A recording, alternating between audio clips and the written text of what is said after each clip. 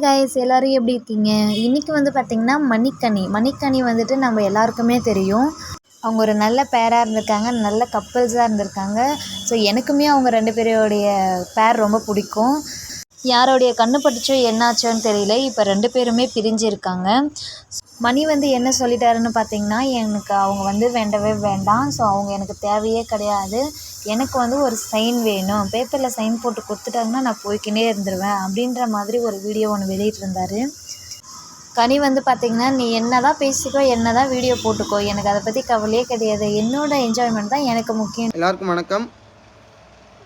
நான் பாட்டுக்கு யார் பிரச்சனைக்கும் போக வேண்டாம், யாரை பற்றியும் பேச வேண்டாம், நம்ம வேலையை பார்த்துட்டு போவோம்னு நினச்சாலும் அப்படி போக முடியல, போக விட மாட்டேங்கிறீங்க. எனக்கு தெரியும், என்னைக்காவது ஒரு நாள் அவங்க அழுதுட்டாங்கன்னா எல்லோரும் டோட்டலாக மாறிடுவாங்கன்னு. இப்போ அதான் நடந்திருக்கு.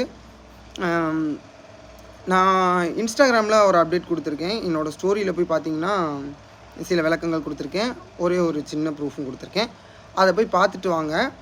அதுக்கப்புறமும் நீங்கள் அவங்களுக்கு சப்போர்ட் பண்ணிங்கன்னா நீங்கள் என்ன சொன்னாலும் நான் ஏற்றுக்கிறேன். அதை வந்து நிறைய பேசியிருக்கிறேன். அதை வந்து யூடியூப்பில் விலாகாகவே போடலாம். ஆனால் அப்படி போட்டால் இவன் காசுக்காக குடும்ப பிரச்சனை பேசுகிறான் அப்படின்னு சொல்லிடுவீங்க. நம்ம இந்த நெகட்டிவ் கமெண்ட்ஸுக்கெலாம் ரொம்ப பயப்படுற ஆள், சிங்கப்பெண்கள் இல்லைல்ல. அதனால் நம்ம வந்து இதுக்கெல்லாம் ரொம்ப பயந்த ஆள், கோழை. ஸோ வந்து எனக்கு யாருமே நம்மளை பற்றி பேசிடக்கூடாதுன்னு நினைக்கக்கூடிய ஒரு ஆள். அதனால் நான் அது விலாகாக போடலை, மன்னிச்சிக்கோங்க.